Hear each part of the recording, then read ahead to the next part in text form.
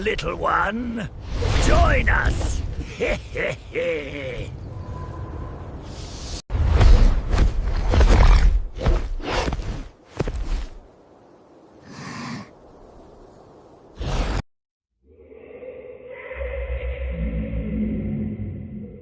Have you ever heard the faint, unsettling rustle of silk cutting through the absolute, suffocating silence of a deep mountain night?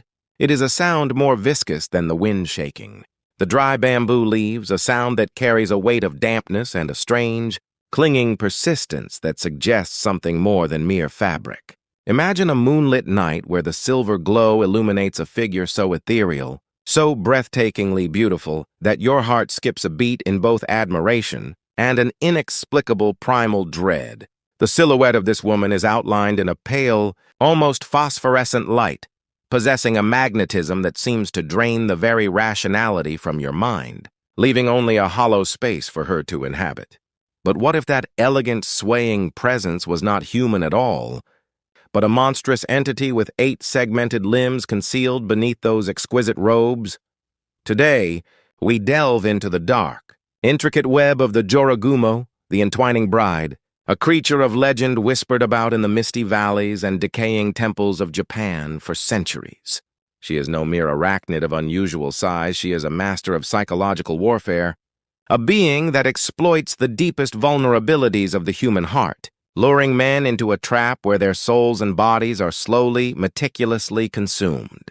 The story of the Jorogumo is a symphony of beauty and terror, inseparable as the two sides of a single coin, and as we navigate the depths of her abyss, I ask you, do you have the fortitude to face the truth hidden behind her deceptive smile? Let us begin our journey into the profound and perilous world of the Jorogumo, in the deepest recesses of the ancient forests, or perhaps near the base of a waterfall where the spray creates a permanent, ghostly shroud of fog. Travelers often report seeing a woman of such staggering beauty that it compels them to stop in their tracks, their very souls momentarily suspended. Her skin is described as being as white as the first snowfall on Mount Fuji, translucent and glowing with a pearlescent luster under the lunar rays. Her hair, long and black as a starless midnight, cascades down her back like a waterfall of ink, and as it catches the breeze, a faint, sweet scent of Daphne flowers drifts toward you, masking the underlying odor of decay. At times, she appears as a devoted mother, cradling a bundle of cloth with such tenderness that it evokes an instinctive, protective response. At other times, she sits alone, plucking the strings of a biwa with a melody so mournful it resonates with the hidden sorrows of any passing wanderer. The men who encounter her are instantly enchanted, their senses clouded by her refined and provocative presence, never suspecting for a moment that they are stepping into a death trap designed with surgical precision. Why must she possess such a sophisticated, alluring form? It is an evolutionary masterpiece of mimicry, a psychological weapon intended to neutralize the flight, response, and erase the very concept of danger from the victim's consciousness. Modern psychology speaks of the halo effect, where a single positive trait, like physical beauty, leads us to assume other positive qualities, like kindness or trustworthiness, and the Jorogumo has instinctively mastered this cognitive bias over hundreds of years. We see this in our own daily lives, where someone charismatic and seemingly gentle hides a calculated, darker agenda. However, the Jorogumo does not seek social ruin or financial gain. She seeks the literal erasure of your physical existence. The essence of her terror lies not in her grotesque true form, but in her violation of trust and affection, turning human longing into a tool for predation. It is a spiritual desecration that precedes the physical feast. Deep within the mountains of Izu, at the majestic Joran Falls, there remains a legend so chilling that it still causes the locals to lower their voices when they speak of it. Many years ago, a spirited woodcutter decided to take a rest near the base of the waterfall. After a grueling day of labor, the roar of the water was a deafening rhythmic thunder, and the mist provided a cool respite. But within that comfort, a subtle, creeping wrongness began to manifest. Looking down, he noticed a thin, white thread, as hard and glistening as a strand of silver, extending from the water's edge. This thread seemed to move with a sinister intent, wrapping itself around his ankle with the silence of a shadow. Within seconds, it had coiled several times, tightening with a strength that felt more like a steel cable than a spider's silk. A faint, cloying scent, reminiscent of stagnant water and old blood, began to fill the air.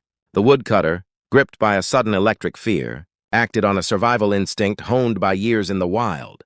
He drew his hatchet, but instead of cutting the thread, which he sensed was unnaturally resilient, he deftly unwound it from his leg and fastened it to a massive, rotting tree stump nearby. In an instant, the silence was shattered by a violent, wet impact. An invisible, titanic force surged from the other end of the thread, and the heavy stump, weighing hundreds of pounds, was jerked into the depths of the waterfall pool, as if it were a mere piece of paper. From beneath the churning, frothing water, a piercing, distorted scream erupted, a sound that was neither entirely human, nor entirely animal, filled with a primal, frustrated rage. The woodcutter fled back to his village, his heart hammering against his ribs like a trapped bird. But the true horror of this tale lies in the aftermath. That night, a beautiful woman appeared in his dreams, her voice cold and sharp as a razor, demanding a vow of silence. She told him that if he ever spoke of what he saw at the falls, his life would be forfeit in that very moment. For years he carried this burden, the memory of the silver thread and the scream haunting his every waking hour. But eventually, at a village gathering, where the sake flowed freely and the curiosity of his neighbors became an unbearable pressure, he let the truth slip from his lips. As soon as the words were spoken, the life force seemed to drain from his face. His skin shriveled as if every drop of moisture had been sucked out at once, and he collapsed, dead on the spot. This story serves as a grim testament to the fact that once the Jorogumo identifies a victim, she never truly relinquishes her psychological or spiritual hold. In some variations of this legend, such as those found in the Kashikobuchi of Totori, the ending takes a more uncanny turn. After the stump is dragged into the water, a mocking voice rises from the depths, crying out, "Clever, clever!" This word is not a compliment on the human's ingenuity, but a chilling taunt from a being that exists outside the boundaries of human morality, suggesting that while he may have escaped this time, the game is far from over. From a folkloric perspective, spiders found near water are often seen as messengers of the water gods, or as personifications of the water's treacherous nature. The Jorogumo transcends the role of a mere flesh-eating monster. She is a cold executor of the laws of the natural world, punishing those who dare to intrude or underestimate the spirits of the wild. The etymology of the name Jorogumo reveals a multi-layered history of fear and societal observation, spanning the Heian to the Edo periods. When written with specific kanji, it can mean the entwining bride, but it was also commonly referred to as the prostitute spider. This was a cruel and direct parallel to the high-ranking courtesans, or oiran, of the Edo period's pleasure districts like Yoshiwara. Clad in extravagant, colorful kimonos, with hair adorned with intricate tortoise-shell pins, these women would lure men into a world of illusory dreams.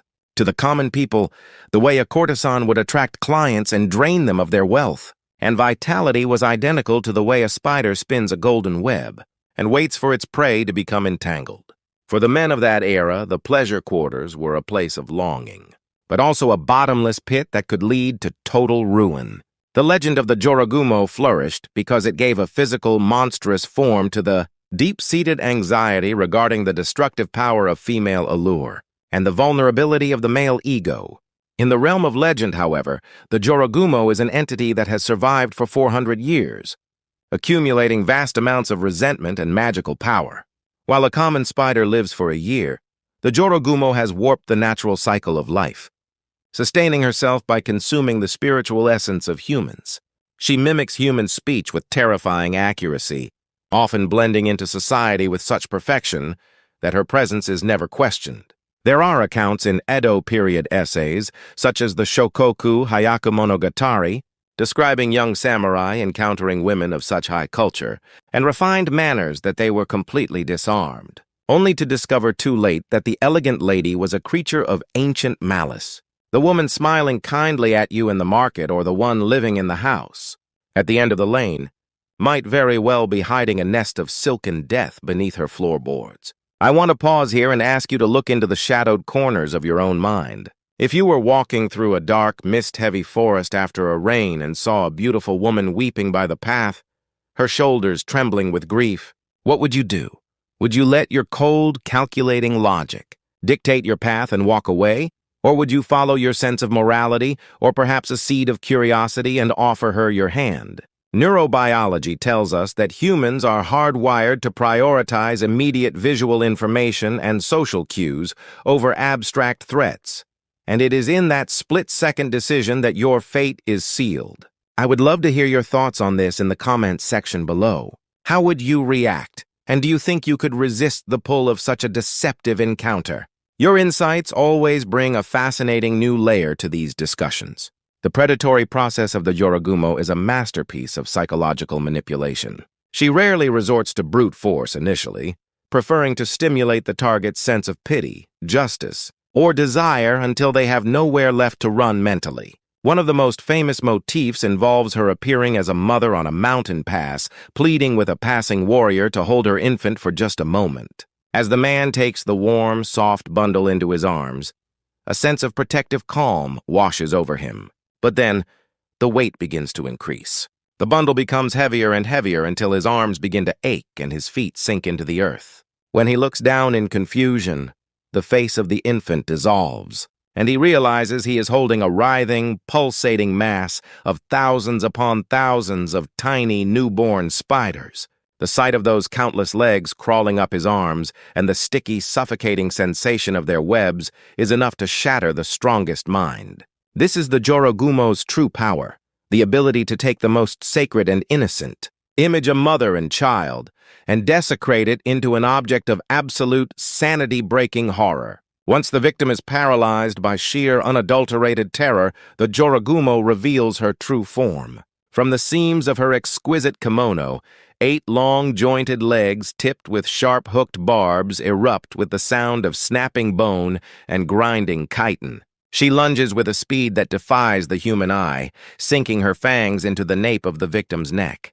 Her venom is not designed to kill instantly. It is a neurotoxin that severs the connection between the brain and the muscles. The victim remains fully conscious, their senses heightened, their mind screaming, but they are unable to move even a finger. They are forced to watch as they are wrapped in a cocoon of silver thread, becoming a living pantry, feeling their own tissues slowly dissolve as the Yorogumo begins her feast. This agonizing, prolonged transition from human to prey is why she is regarded as one of the most formidable and feared entities in the Japanese supernatural pantheon. Her intelligence is further demonstrated through her use of art and sound as tools for hypnosis. Some legends say she haunts decaying temples playing a biwa under the moonlight. The melody she produces vibrates at a frequency that resonates with the listener's deepest, most hidden grief, pulling their soul toward a state of trance. In modern music therapy, we know how sound can alter consciousness, but the Yorogumo's music is a ritualistic trap designed to separate the soul from the body. The man who listens finds himself lost in a world of vivid hallucinations, unaware that the temple ceiling above him is covered in invisible, sticky threads that are slowly descending to claim him. By the time the sun rises, nothing is left but a hollow, desiccated husk. By co-opting human culture and turning it into a mechanism for slaughter, the Yorogumo proves herself to be an intellectual predator, far superior to any simple forest beast. Perhaps the most disturbing aspect of her existence is the legend of her domestic infiltration. She does not always kill immediately sometimes. She chooses to integrate herself into human society to ensure the survival of her species. She may take the form of a devoted wife, marrying a wealthy landowner or a healthy young man, playing the role of the perfect spouse for years. From the perspective of behavioral economics, this is a low-risk, high-reward strategy for resource acquisition. Neighbors praise her diligence and beauty, and the husband feels like the luckiest man alive, never noticing the strange, silken patterns in the attic or the way the local pets seem to disappear. Then, one morning the house is found in absolute silence.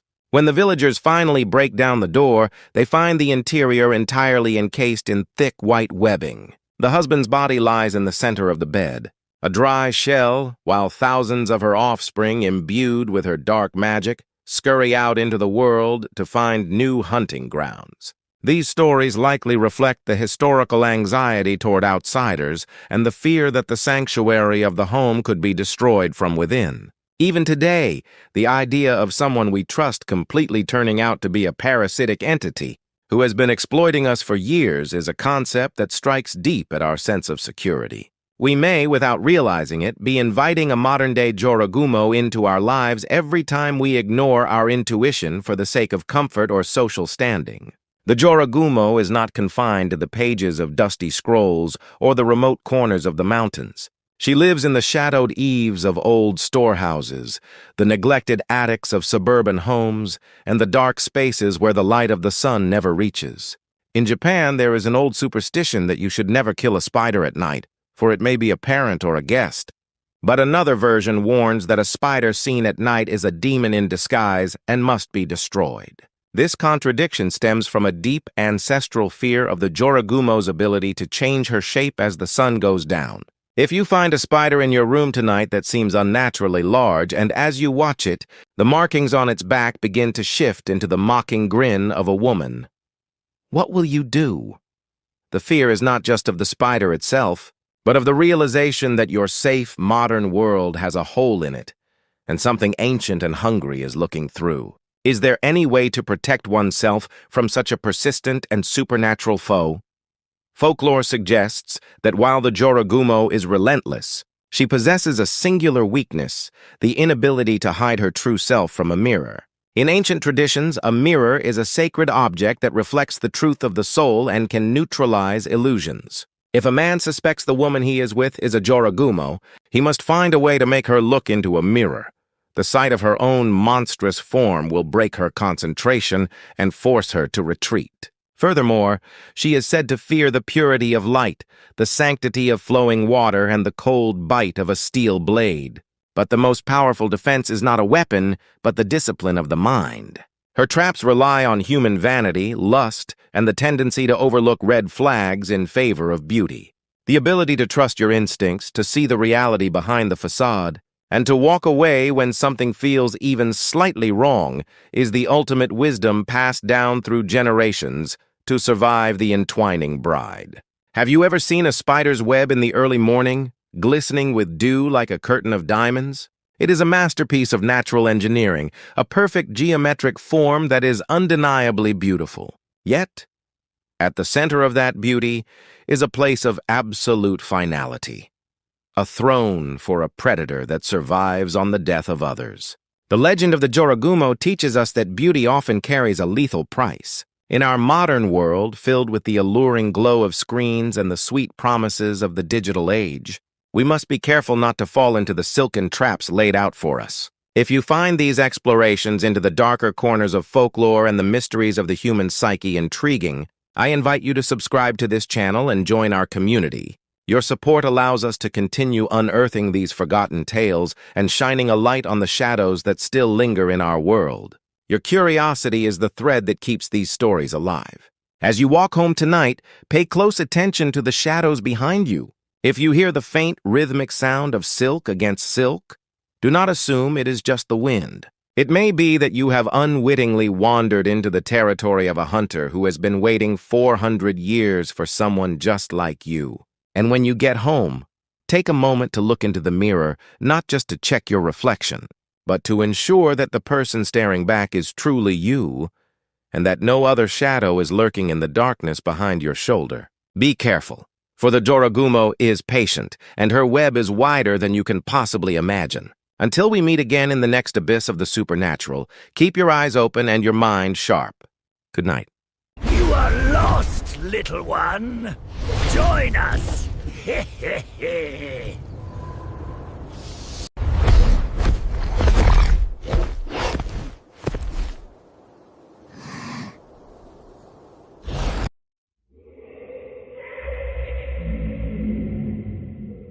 Imagine, if you will, a solitary, weathered paper lantern flickering in the vast, devouring reach of the night. In a time long forgotten, it was a vital companion, an essential tool for piercing the veil of the unknown that settled over the world after sundown. But as the relentless cycles of time passed, as the paper grew brittle, and the colors faded into a ghostly pallor, and as the master who once relied upon its light abandoned it to the dust of a forgotten corner, a grotesque transformation began to take root. The jagged tears in the washi paper, once mere signs of decay, began to stretch and widen, morphing into a cavernous, mocking maw. From within this dark void, a vivid crimson tongue unfurled, dripping with a spectral dampness, while above it, a single, massive, bloodshot eye materialized, fixating its unblinking gaze upon us. This is the Baikachoshin, the lantern ghost of ancient Japanese lore. But why does the human psyche recoil with such visceral dread at the sight of a mundane object, turned monstrous? Within this transformation lies more than mere superstition. It is a manifestation of a profound spiritual heritage, a deep-seated awe and terror regarding the souls that reside within all things. Tonight, we shall descend into the shadows of this familiar, yet frightening specter to explore the consciousness that permeates the objects surrounding us in our daily lives. To truly grasp the horror of the Baikachoshin, one must first attempt to reconstruct the absolute suffocating darkness of the Edo period. For the modern individual, shielded by the persistent hum of electric streetlights and the neon glow of a city that never sleeps, the concept of true night has become an abstraction. In pre-modern Japan, however, the setting of the sun signaled the temporary death of the visible world. The darkness was not a mere absence of photons. It was a heavy, palpable substance that seemed to exert a physical pressure upon the skin. Within that obsidian expanse, one could not distinguish the path from a precipice, nor a shadow from a lurking predator. In this state of profound isolation and vulnerability, the lantern was the sole tether to reality and safety. When one gripped the handle of a lantern, they were carving a fragile sanctuary out of the void. The very construction of the lantern invited a sense of biological kinship. The bamboo frame, split into fine, delicate ribs and coiled into a cylindrical cage, mimicked the structure of a human rib cage. The washi paper, painstakingly applied by craftsmen, served as a thin, translucent skin treated with oils that gave it a distinct organic scent and a supple, leather-like texture. When a candle was lit within this cage, the light did not radiate with a steady, artificial hum. It pulsed. It flickered in response to the bearer's stride and wavered with every gust of wind, creating an erratic rhythm that felt remarkably like a heartbeat. This inherent mimicry of life, the breathing light, the skeletal frame, the paper skin laid the psychological foundation for the belief that these objects were not merely tools, but vessels for a burgeoning consciousness. From a neuroscientific and psychological perspective, the terrifying visage of the Baikachoshin is intimately linked to a phenomenon known as pareidolia. The human brain is evolutionarily hardwired to detect patterns, specifically facial features, in inanimate arrangements. This was a survival mechanism in the ancestral environment. Misidentifying a rock as a face was a minor error, but misidentifying a hidden predator's face as a rock was a fatal one. When the paper of a lantern deteriorates and splits horizontally, the brain reflexively interprets the dark gap as a mouth twisted in a sneer or a scream. The structural rings or accumulated soot. Stains are instantly processed as staring eyes. In a state of high arousal and sensory deprivation, such as walking alone through a pitch-black forest, the imagination overcompensates for the lack of visual data. The brain's fear center, the amygdala, takes control, projecting our internal anxieties onto the external environment. The inanimate object does not just look like a face. It becomes a face endowed with a malicious intent that the observer feels in the very marrow of their bones. The transformation of the Baikachoshin is governed by the ancient Japanese concept of the tsukumogami. According to the traditions found in the Tsukumogami Key, an illustrated scroll from the Muromachi period, any object that reaches its 100th year of existence gains a soul and the capacity for independent will. However, the metamorphosis into a malevolent ghost is rarely a result of age alone. It is almost always triggered by the way the object was treated by its human owners. Imagine a lantern that has served a household faithfully for decades, illuminating family celebrations, mourning periods, and quiet evening walks. It has been a silent witness to the most intimate moments of human life. Then one day, as it becomes frayed and worn, it is suddenly discarded not with a ritual of thanks, but as worthless refuse. This sudden transition from being a cherished protector to being garbage creates a profound spiritual trauma within the object. The energy of wanting to be useful curdles into a toxic resentment. The object does not simply break, it rebels. The physical decay of the lantern becomes a canvas for its spiritual agony, resulting in the distorted, vengeful form we recognize today. It is a visual representation of a bond, betrayed, a reminder that every action we take toward the material world carries a moral weight. Let us examine the specific, unsettling details of the Baekchochin's anatomy. The tongue, often depicted as long, wet, and vibrantly red, is a symbol of transgressive desire and mockery. In traditional folklore, a protruding tongue signifies an entity that has crossed the boundary between the sacred and the profane, or the living and the dead. The lantern's original purpose was to define boundaries and clarify the path. But as a ghost, it uses its tongue to lick at the edges of our sanity, invading the safe spaces of the living.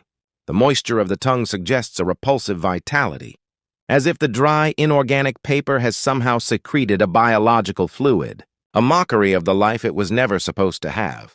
Then there is the single eye. In many cultures, the monocular gaze represents a narrow, obsessive focus. Unlike humans, who possess binocular vision to perceive depth and context, the Baekchochin sees only one thing: its target. It does not blink, it does not look away, and it does not offer mercy. Its gaze is a form of surveillance, a judgment from the forgotten past.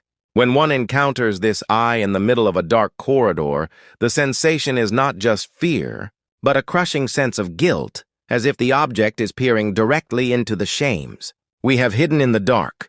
In the folklore of the Edo period, these ghosts were sometimes depicted with a touch of dark humor, joining parades of other possessed tools or hopping about on a single leg. This reflected a society that, while fearing the supernatural, viewed it as a neighbor. Yet, beneath the humor was a stern ethical framework. Edo Japan was a masterclass in the circular economy. Materials were scarce, and everything from clothing to metalware was repaired and recycled until it literally fell apart. To waste an object was seen not just as an economic failure, but as a spiritual transgression. The threat of the Baekchochin served as a societal regulator, a phantom boogeyman that enforced the virtue of motenai, the regret over waste.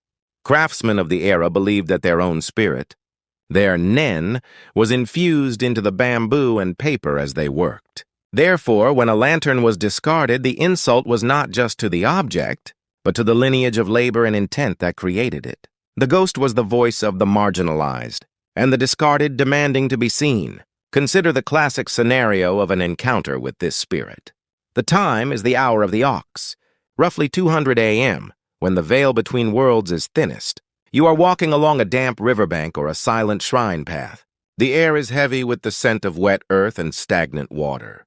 There is no sound but the crunch of your own sandals on the gravel. Suddenly, a pale light appears ahead. Relief washes over you at the thought of another traveler.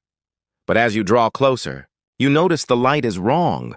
It is a sickly phosphorescent hue that does not cast a shadow. The lantern carrying this light is floating, bobbing rhythmically in the air. Despite the absence of wind, you hear a sound like dry autumn leaves being crushed, the sound of brittle washi paper rubbing against itself. As you reach out, the lantern suddenly snaps open with a sound, like a breaking bone. The massive tongue licks the air, nearly touching your skin, and the single bloodshot eye rolls in its socket to fixate on yours. In that moment of paralysis, you recognize the pattern on the paper, the specific family crest, or the merchant's mark of a lantern you threw into a ditch months ago. The horror is not that a monster has found you. It is that your own history has come back to claim you. If we transpose this concept into the modern day, the implications are chilling. Our contemporary tools are smartphones, laptops, and complex digital interfaces, objects far more sophisticated than a bamboo lantern. If these objects were to become tsukumogami after years of intimate use and sudden abandonment, what would they look like? Perhaps the black mirror of a smartphone screen would dissolve into 1,000 tiny digital eyes, displaying every deleted message, every private shame, and every secret we thought we had buried in the cloud. The speakers might emit a distorted chorus of our own voices, played back with a ghostly, accusatory resonance. We live in an age of hyperconsumption where the life cycle of a product is measured in months, not decades. We buy a new device not because the old one is broken, but because it is obsolete. But to the spirit of the object, obsolescence is a death sentence without a trial.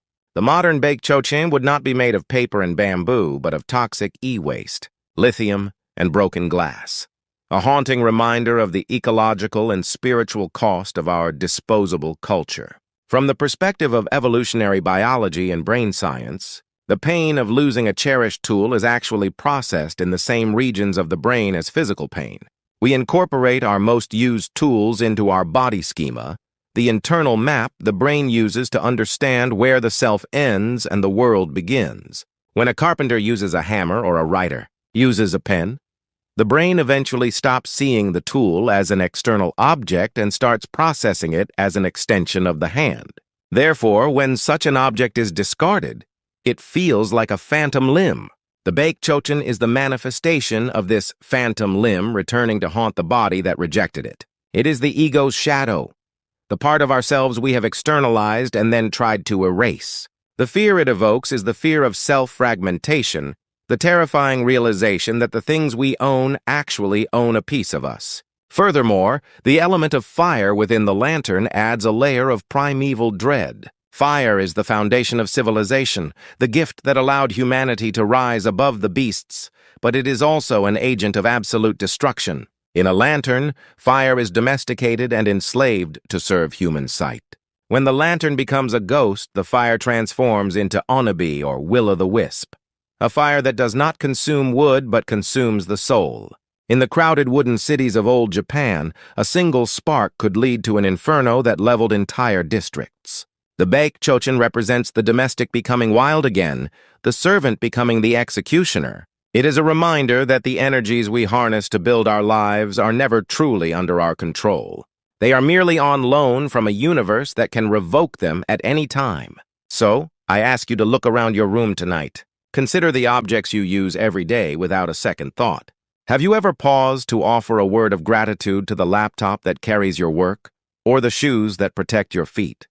In Japan, there are still ceremonies like harikuyo, where broken needles are laid to rest in soft tofu as a gesture of thanks for their hard service. This is not just a quaint tradition. It is a profound psychological practice that prevents the birth of the baekchochin within our own hearts. To treat an object with respect is to treat the world with respect, and by extension, to respect ourselves. The terrifying face of the lantern ghost is, in the end, a mirror. It reflects our own arrogance, our carelessness, and our tendency to view the world as a collection of resources to be used and discarded. The single eye of the baekchochin is not looking at the road. It is looking into the very center of your being, asking if you are worthy of the light you carry.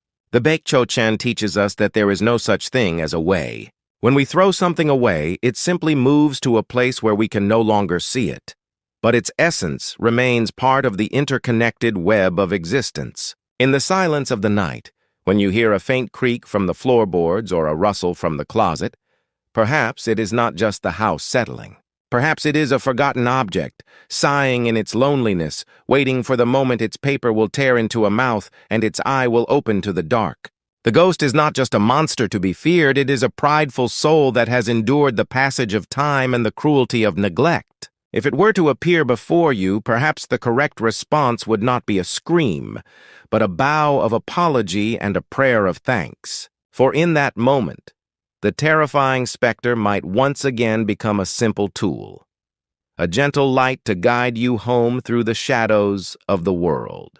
Tonight, through the story of the baekchochin, we have touched upon the invisible threads that bind us to the material world, and the ancient spirit of animism that still pulses beneath the surface of our modern lives. The moment an old lantern opens its eye and licks the air, our mundane reality is shattered, revealing a gateway to a realm where everything is alive and everything remembers.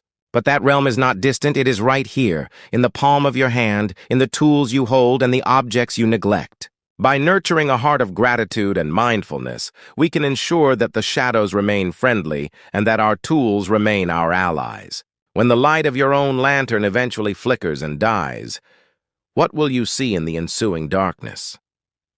I hope it is not the vengeful glare of a discarded past, but the soft, enduring glow of a life lived in harmony with the soul of all things. Thank you for staying with me until the very end of this journey into the dark. If you have ever experienced a strange phenomenon in your own home, or felt that an object you own might actually be alive, please share your story in the comments. Your experience could be the beginning of a new chapter in the lore of the Tsukumogami. If you found this exploration of the Baked Chochin insightful, please consider subscribing to the channel and giving this video a like. It helps us continue to shine a light on the mysteries that hide in the corners of our world. Until we meet again in the next haunting tale, stay safe and be very careful of the lanterns that light your path home. You are lost, little one. Join us.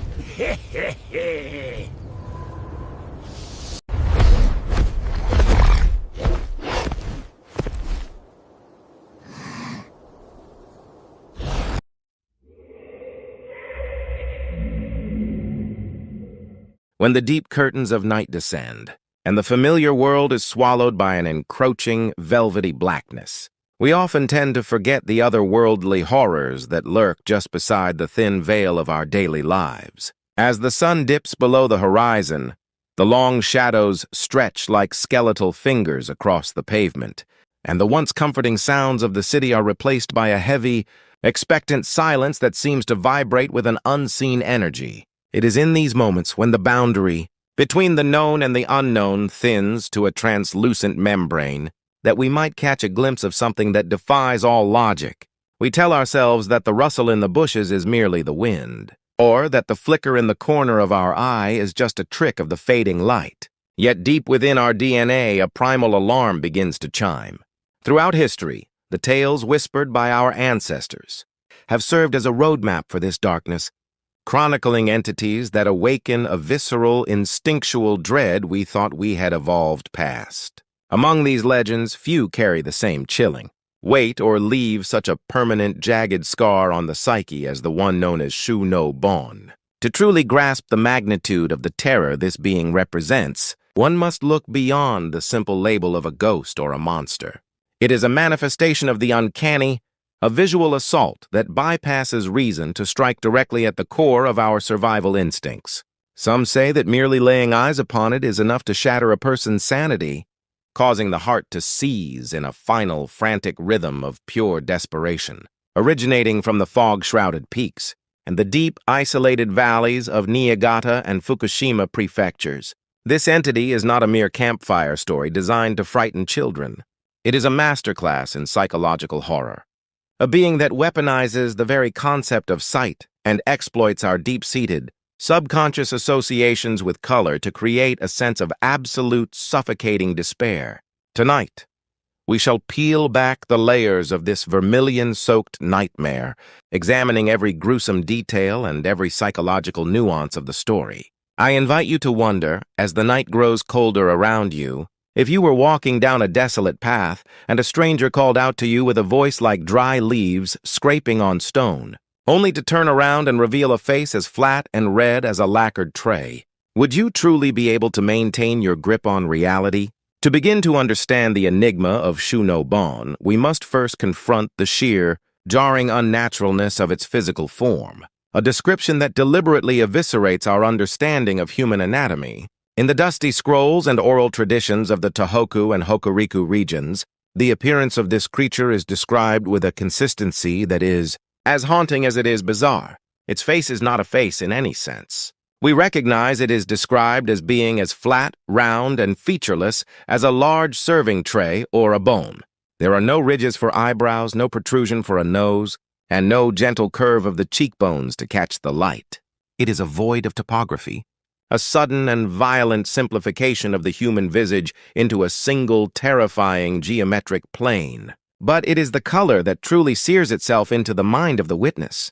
This is not the dull red of a sunset or the muted rust of dried blood. It is a vibrant, aggressive, and deep vermilion, as if the entity's entire head had been meticulously coated in the finest, most expensive cinnabar lacquer. This particular shade of red, known as shu in Japanese, possesses a glossy, almost wet sheen that seems to pulse with a life of its own. Even in the dimmest light, Imagine the visual dissonance of such a thing appearing in the darkness. Our brains are hardwired to seek out the familiar patterns of eyes, nose, and mouth to determine the intent of a stranger, yet Shu no Bon offers only a flat, brilliant surface that reflects nothing but our own mounting fear. Some accounts add that within this sea of vermilion, two eyes like oversized ceramic plates bulge outward, staring with an unblinking, glassy intensity that suggests a consciousness entirely alien to our own. When it deigns to show its mouth, it is said to rip open from ear to ear, revealing rows of jagged yellowed fangs that contrast sharply against the pristine red of its skin. The sheer visual impact of this creature is a form of sensory overload. It is as if a piece of the world has been erased and replaced with a high-contrast, impossible object. This feeling of wrongness, of a fundamental break in the laws of nature, is the primary weapon of Shu no Bon. Have you ever encountered something so fundamentally impossible that your mind simply refused to process it? For a few agonizing seconds, leaving you frozen as the reality of the threat slowly began to sink in.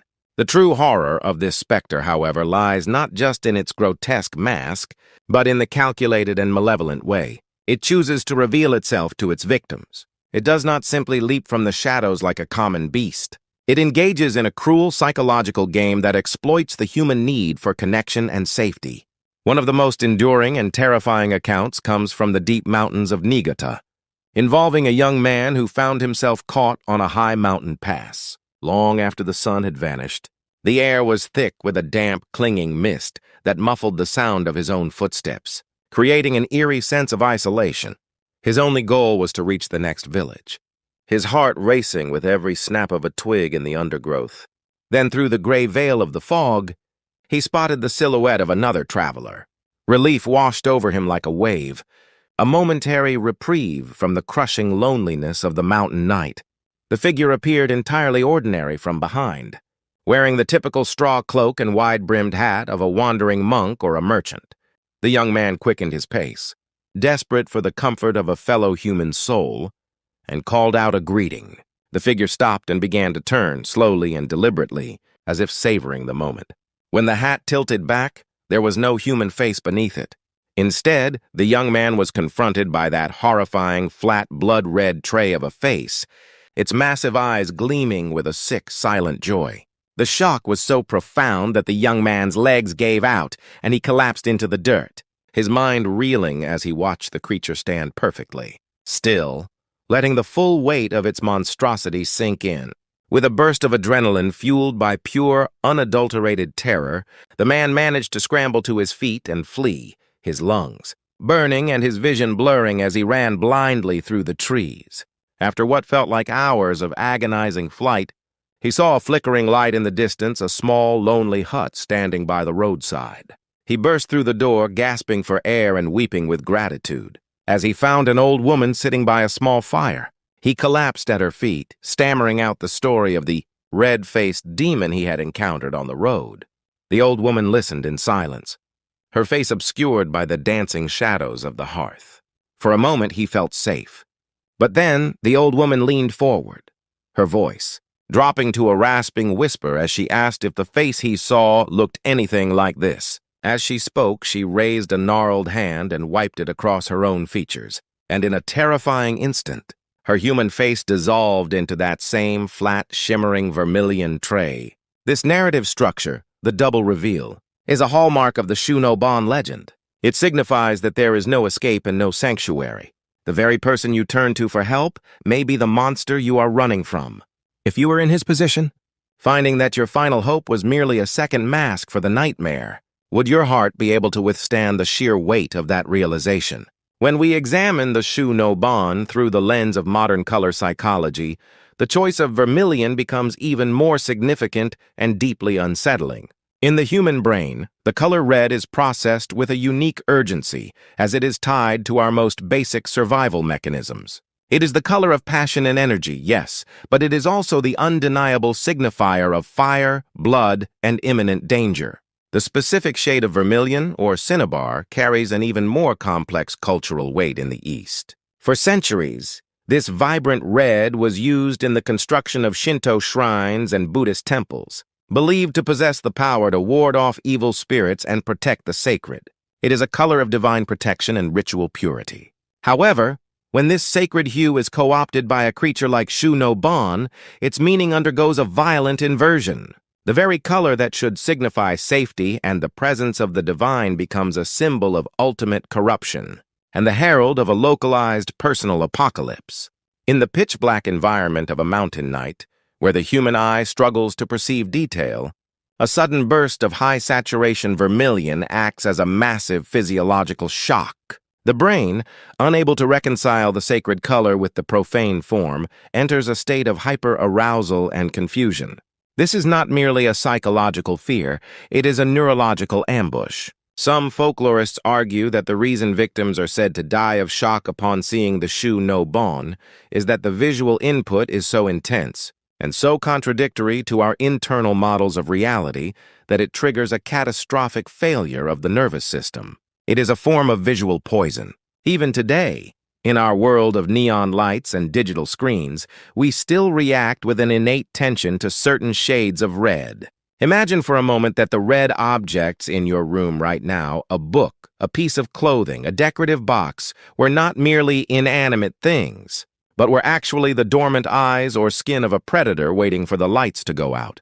What kind of primal dread would that realization awaken in you as you tried to sleep? The true nature and origin of the Shu no Bon remain shrouded in a thick layer of mystery and competing theories, each adding its own flavor of unease to the legend. One fascinating hypothesis suggests that the creature is a type of tsukumogami, or a tool that has acquired a soul after reaching its 100th year of service. In this case, the entity might have originated from a massive, ornate lacquer brush or a ceremonial tray used in high-class households or temples. If such an object were discarded or forgotten, its resentment could manifest as this bizarre, face-stealing entity, taking the form of the very lacquer it once applied or held. This gives the creature a motive of bitterness and a strange, mechanical coldness. Another prevailing theory identifies the Shu no Bon as a manifestation of ancient, powerful mountain spirits or shapeshifters, such as the kitsune or tanuki, who have grown tired of simple tricks and have crafted this specific form to harvest the most potent of human emotions,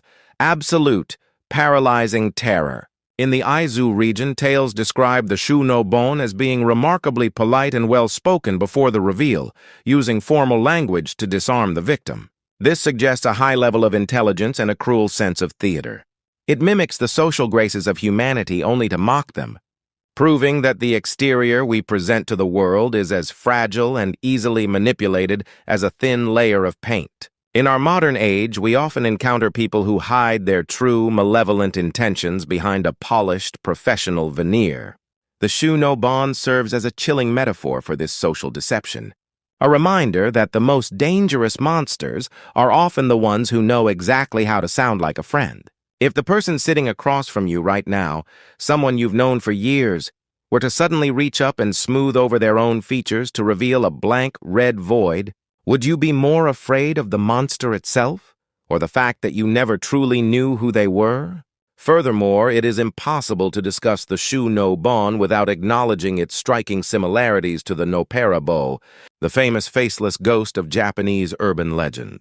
While both entities play on our inherent fear of the missing or distorted human face, they represent two very different facets of terror. The Noperabo is a creature of the void. It represents the absence of identity, the terrifying possibility that behind the mask of society, there is absolutely nothing. It is a silent blank canvas that reflects the anonymity of the city. The Shu no Bon, conversely, is a creature of excess. It does not lack a face. It has replaced the human face with an overwhelming, violent surplus of color and texture. It is not empty. It is filled with a predatory intent that is as bright and unignorable as the sun. Where the Noperabo might leave you feeling hollow and unsettled, the Shu no Bon leaves you shattered and physically broken. This distinction highlights the specific fears of the rural, mountainous regions where the legend was born. In the deep woods, the danger isn't anonymity, it's the overwhelming power of nature, the vibrant and sometimes deadly colors of the wild, and the ancient heavy weight of the spirits that dwell there. The Shu no Bon is the mountain's way of reminding us that we are unwelcome interlopers in a world that does not follow our rules. Have you ever stood in the middle of a vast ancient forest and felt, not peace, but a sudden, sharp realization that you were being watched by something that has existed since long before your ancestors first learned to make fire? Is there any way to survive an encounter with this vermilion nightmare, or is the sight of that flat red face a guaranteed death sentence? Ancient records and local folklore offer very little in the way of hope. The most common advice is to never look directly at the face and to run with everything you have, but as we've seen, the creature often anticipates the path of your flight. Some esoteric accounts suggest that the only way to break the spell of the Shu no Bon is to refuse to acknowledge its monstrosity. If one could, through an incredible feat of will, maintain a calm demeanor and respond to its polite greetings with equally polite, mundane conversation, the creature might lose interest and vanish back into the shadows. It is said that the Shu no Bon feeds on the psychic energy, released by a heart during a moment of pure, screaming terror. Without that nourishment, the illusion cannot hold. However, to stay calm when a 3-foot-wide, fanged red tray is staring at you from a foot away is a task that few, if any, mortals could ever achieve.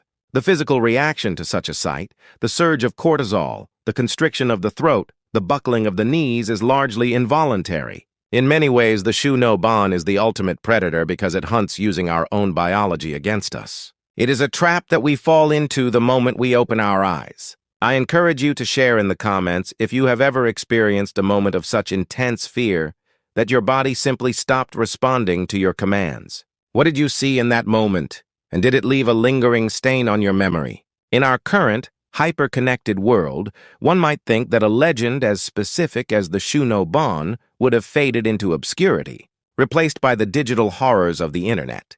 Yet, the essence of the red-faced terror continues to manifest in modern urban legends and eerie reports from the dark corners of the web. On various forums and social media threads dedicated to the paranormal, one can find chilling accounts of the Red Man, or the cinnabar shadow figures seen standing under flickering streetlights in the dead of night, whose faces appear strangely flat and unnaturally vibrant in photos.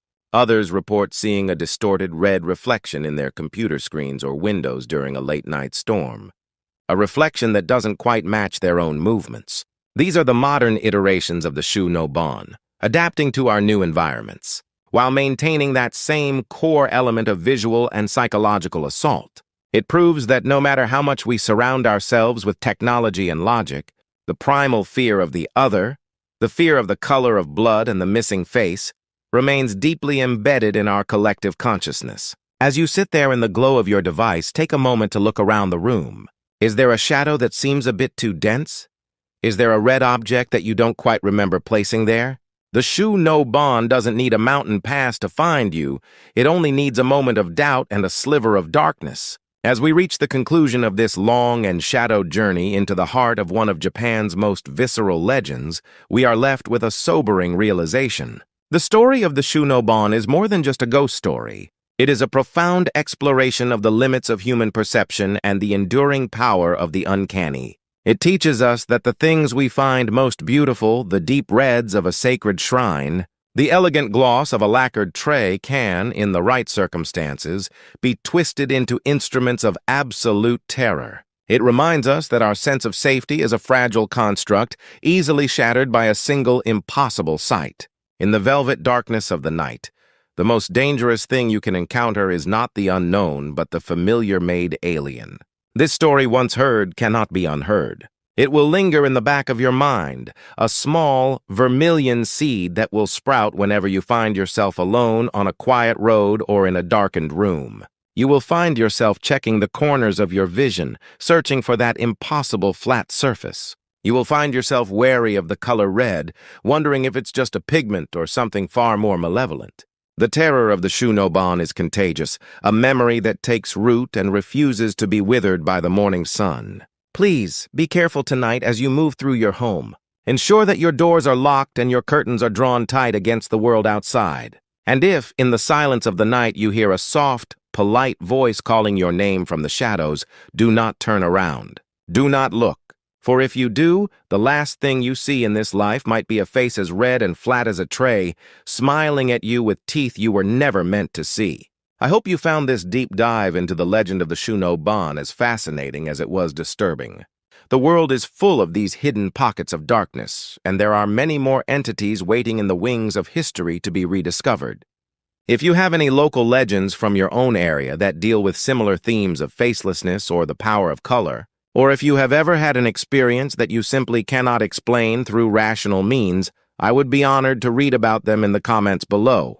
Your stories are the lifeblood of this community, and they help us all to better understand the mysteries that surround us. If this exploration of the Vermilion Tray brought a chill to your spine and a new perspective to your understanding of folklore, please consider subscribing to the channel and giving this video a like. Your support allows us to continue delving into these deep, dark waters and bringing these forgotten truths to light. We have many more journeys planned into the realms of the supernatural, the psychological, and the unexplained, and I would love for you to join us for each one. Until we meet again in the next installment, stay curious, stay vigilant, and try to keep the lights on. From the bottom of my heart, thank you for watching, and I wish you a peaceful, undisturbed night. Good night. You are lost, little one. Join us.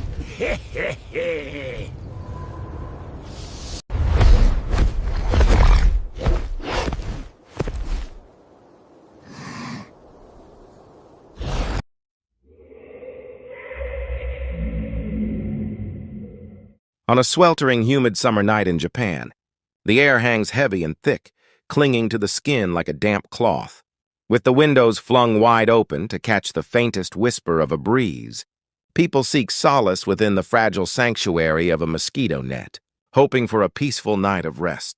Yet there is an existence that silently slices through this tranquility, a presence as thin as a shadow and as sharp as a razor. This is the yokai we are exploring today, the Amakiri. To a casual observer, the tales of this creature might seem like nothing more than a description of a minor, albeit irritating, prank played by a mischievous spirit. However, if we peel back the layers of history and folklore, we find a terrifying tenacity hidden behind its actions, a singular focus on destroying the very foundations of daily life and security.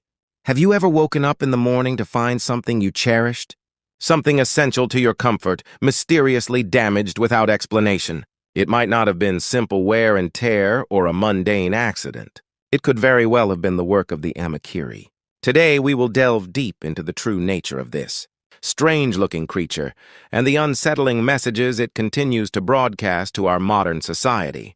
Long after the traditional mosquito nets have faded from our bedrooms, imagine for a moment the profound stillness of a summer night.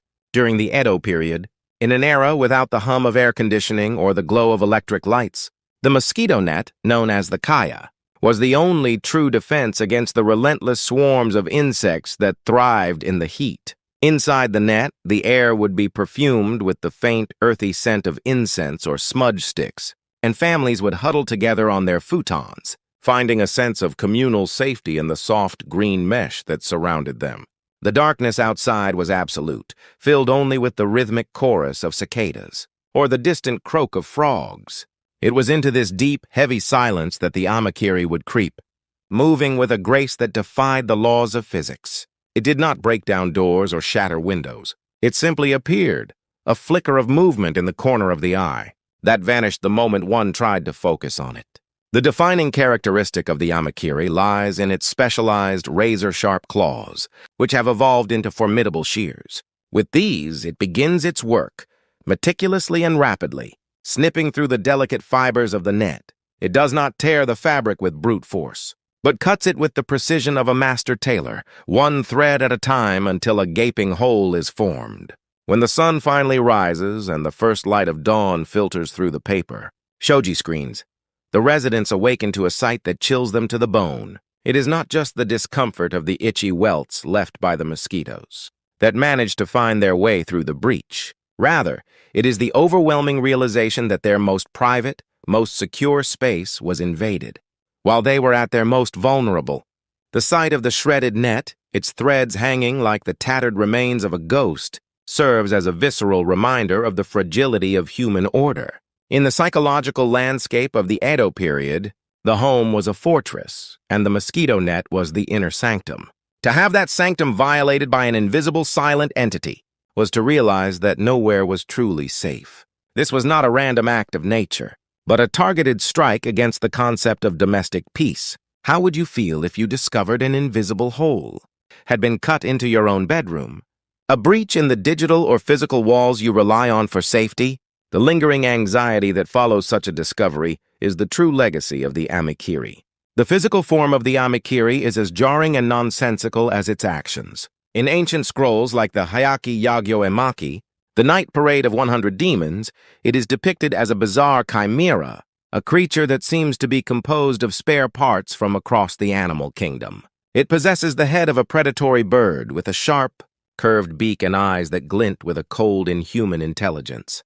Its body is encased in the hard, segmented armor of a crustacean, reminiscent of a large shrimp or a lobster, providing it with a defensive shell that suggests it is well protected against retaliation. From beneath this carapace, a long, sinuous tail, much like that of a serpent, trails behind, allowing it to move with a liquid, undulating motion through both air and shadow.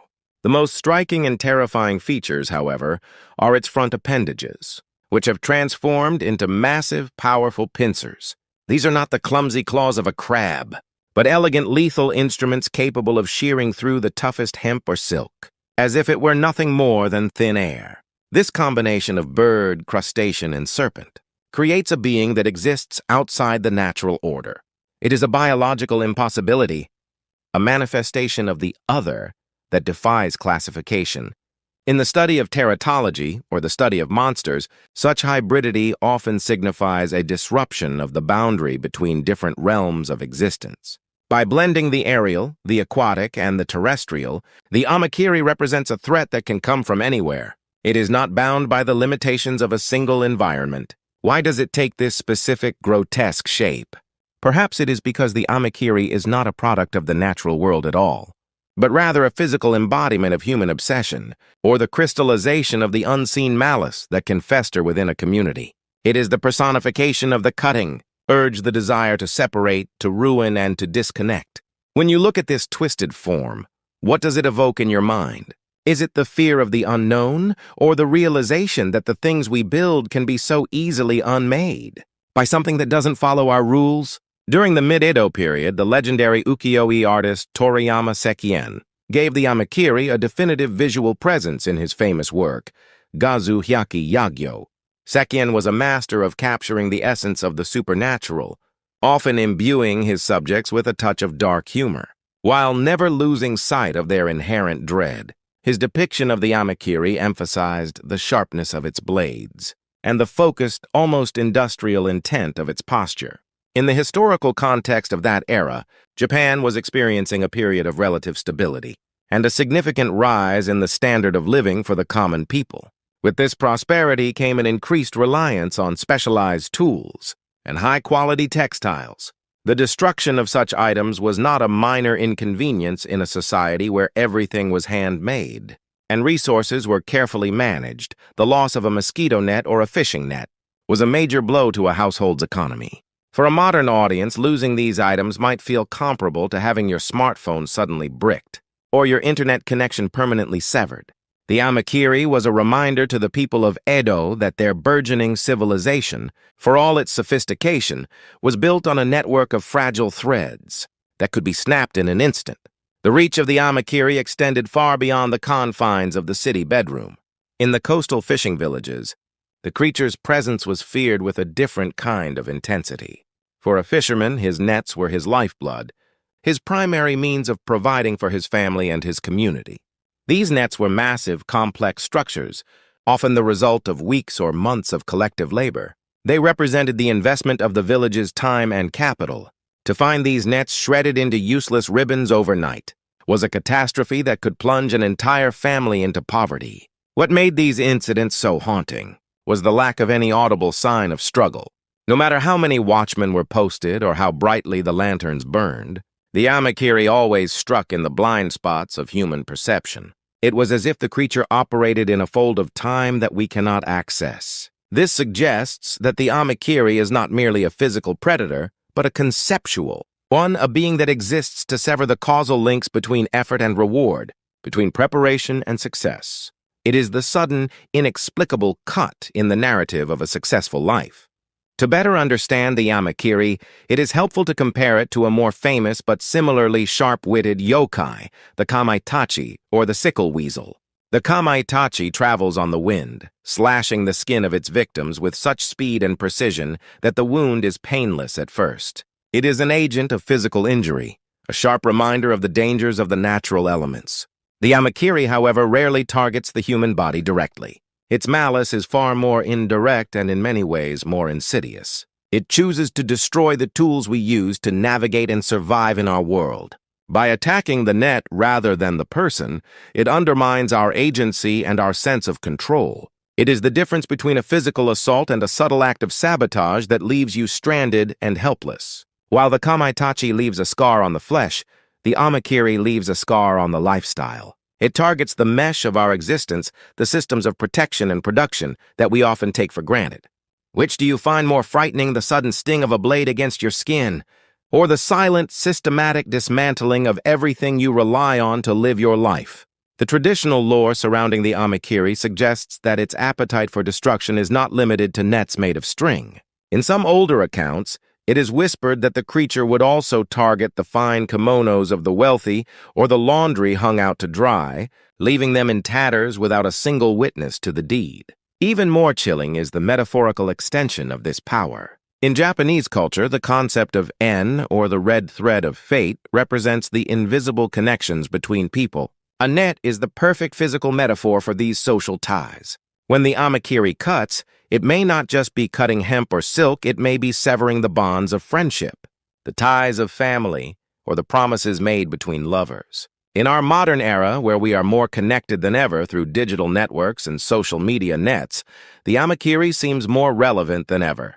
Is it possible that the sudden, unexplained breakdown of a long-term relationship, or the viral spread of a misunderstanding that destroys a person's social standing, is a modern manifestation of this ancient cutter?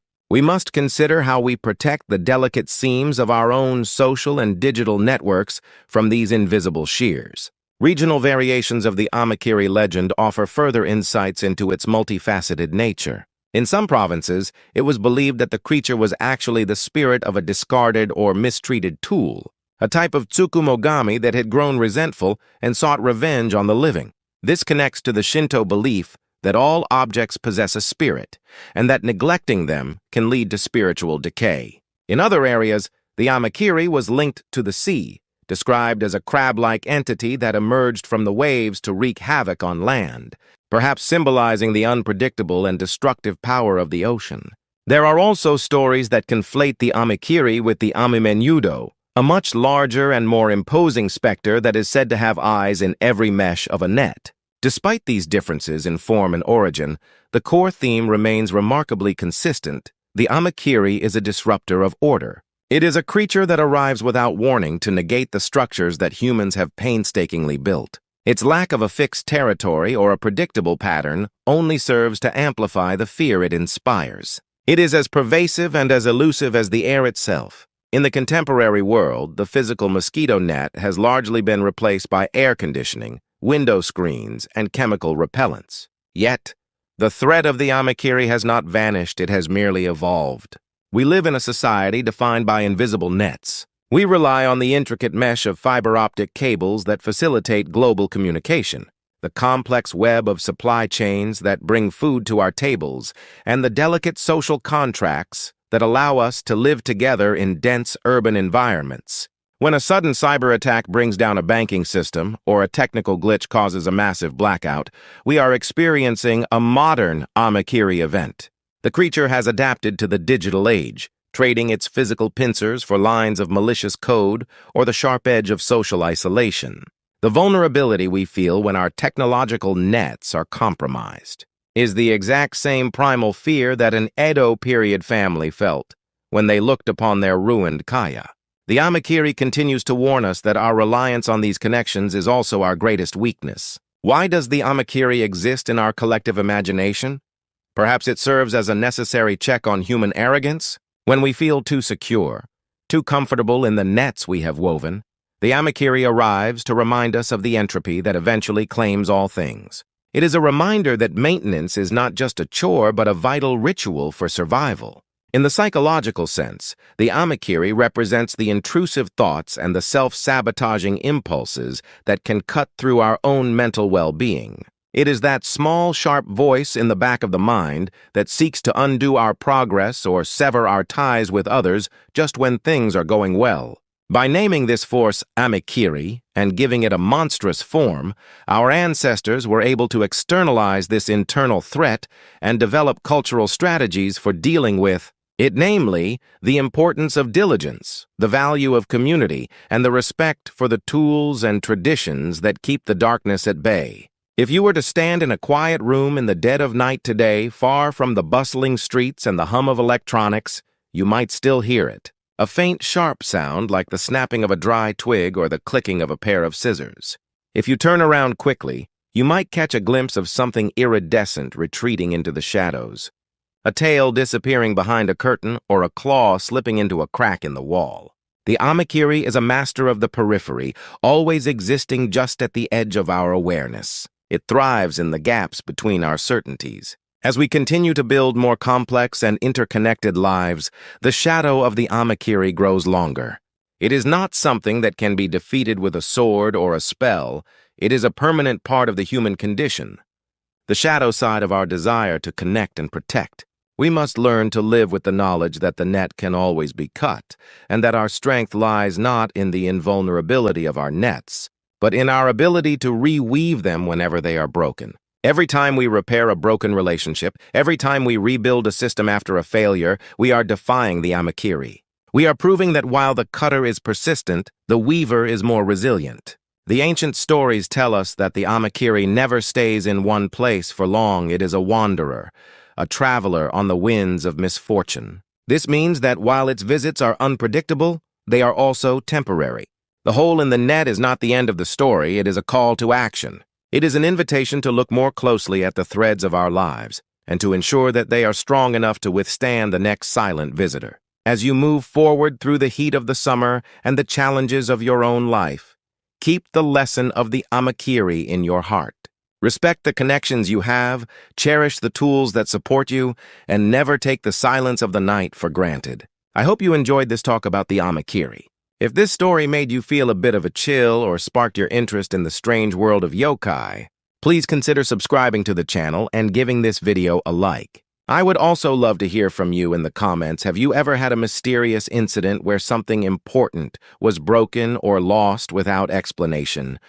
Or is there another yokai you would like me to deep dive into next? I look forward to your requests. Until we meet again in the next exploration of the supernatural, please be careful on the night roads and take good care of the things and people you hold dear. Sleep well.